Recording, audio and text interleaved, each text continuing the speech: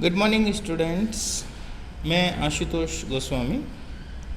आज हम class 12th की first poem the Nobel nature के बारे में पढ़ेंगे। सर बेन जॉनसन द्वारा रचित इस पोइम में बहुत ही अच्छा मानवीय परिचय दिया गया है। ठीक है ना। सबसे पहले हम बात करें इंट्रोडक्शन ऑफ पोइम के बारे में। Ben Jonson imparting a great meaning and a big message to humanity. ठीक है, that we live in deeds not in years. बहुत ही अच्छी बात बताई है।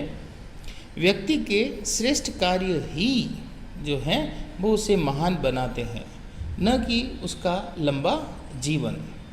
ठीक है ना।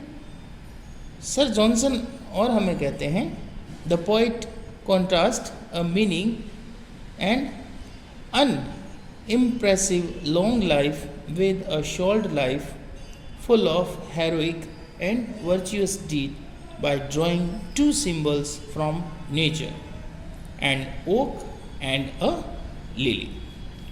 कवि ओक के वृक्ष और लिली के फूल जैसे दो प्राकृतिक प्रतीकों के माध्यम से अर्थहीन व प्रभावहीन जो लंबा जीवन है उसकी अपेक्षा में साहसिक व श्रेष्ठतम यानी कर्मयुक्त जीवन के महत्व पर प्रकाश डाल रहा है। ठीक है। अब हम इसके स्टेंजास के बारे में बात करते हैं। बहुत ही छोटी पोइम है और दो स्टेंजाओं में जो है इसको डिवाइड किया गया है। पहला स्टेंजा देखिए बेटा। It is not growing like a tree. एक वृक्ष की भांति बड़े आकार में होना कोई श्रेष्ठ बात नहीं है। In the bulk doth make man better be. और इस तरह से बड़ा होकर के कोई व्यक्ति श्रेष्ठ नहीं हो सकता। और standing long and oak 300 year. एक बलूत के वृक्ष, एक ओक के वृक्ष की भांति 300 वर्षों तक अस्तित्व में रहकर, ठीक है ना। To fall a log at last dry bald and snail. और फिर 300 वर्षों के अस्तित्व में रहकर अंत में बिना पत्तियों के सूख जाना, मुरझा जाना और एक लट्ठे के रूप में रह करके गिर जाना, इस प्रकार का जीवन व्यक्ति को महान नहीं बनाता। देखो कितने अच्छे अच्छे जो है वर्ड्स यूज़ किए हैं। ड्राई का मतलब सूख जाना, ठीक है ना। ब्लेड का मतलब पत्तियों से विहीन हो जाना और सियर का मतलब हो जाता है मुरझाना।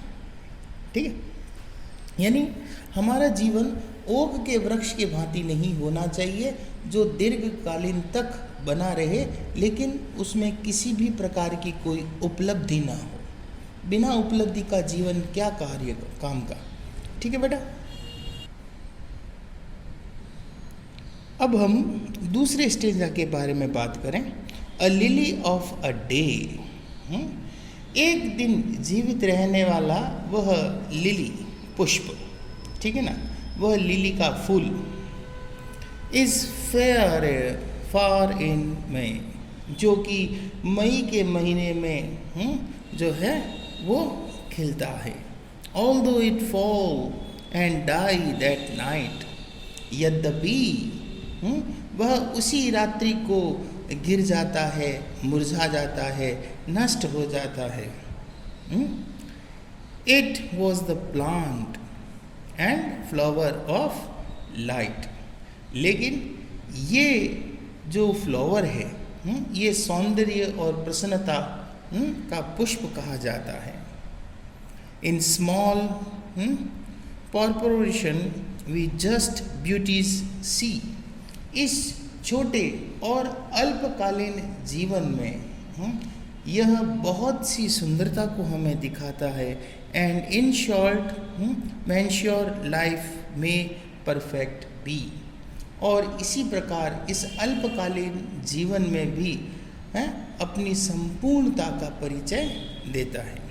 यानी कहने का मतलब लिली का वह पुष्प जो एक दिन के जीवन काल को लेकर के जीवित रहता है उसकी सुंदरता जो है वो हमारे ऊपर इतना प्रभाव डालती है कि वह उसे हर कोई याद रखना चाहता है। ठीक है ना। यानी कहने का मतलब हमारा जीवन इस ओक के वृक्ष की तरह नहीं होना चाहिए जो केवल एक कह सकते हैं निरंतर वर्ष दर वर्ष उसी अनुपात में चलता रहे। हमारा जीवन इतने कर्मों से भरा हुआ होना चाहिए जिसमें बहुत सारी उपलब्धियां हो, श्रेष्ठता हो और हमारे वे उन्नत विचार जो हमारे बाद में भी लोगों के द्वारा जो है वो सुने जा सके, हैं ध्यान में लिए जा सकें। ठीक है ना। तो इस छोटी सी कविता में सर बेन जॉनसन ने बहुत ही अच्छी जो है मानवता का परिचय दिया। अब हम बात करेंगे इसके इम्पॉर्टेंट क्वेश्चंस के बारे में जो बोर्ड के अंदर काफ़ी पूछे जाते हैं। पहला इम्पॉर्टेंट क्वेश्चन है, how can human life be perfect according to the poet. कवि के अनुसार मानव जीवन किस प्रकार पूर्ण किया जा सकता है। ठीक है ना। बहुत ही सिंपल है। कैसे? हाँ, it is made beautiful, worthwhile and meaningful and achieving like lily, है ना। यानी उसे लिली की तरह जीवन जीना पड़ेगा।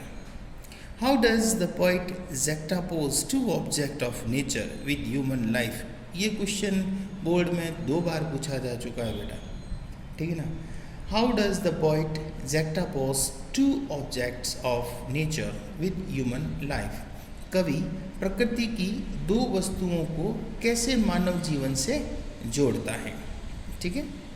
और तीसरा और अंतिम क्वेश्चन है, ठीक है ना, discuss the theme of the poem. ठीक है ना। कविता की विषय वस्तु पर चर्चा कीजिए। मेरा एक सुझाव है, अगर हम क्वेश्चन नंबर 2 और क्वेश्चन नंबर 3 को अच्छी तरह से रीड कर लें, अच्छी तरह से लर्न कर लें, तो इस पोएम के अंदर दिया गया एक भी प्रश्न जो है वो छूटेगा नहीं। ठीक है दोस्तों, आज के लिए इतना ही। Goodbye, have a nice day.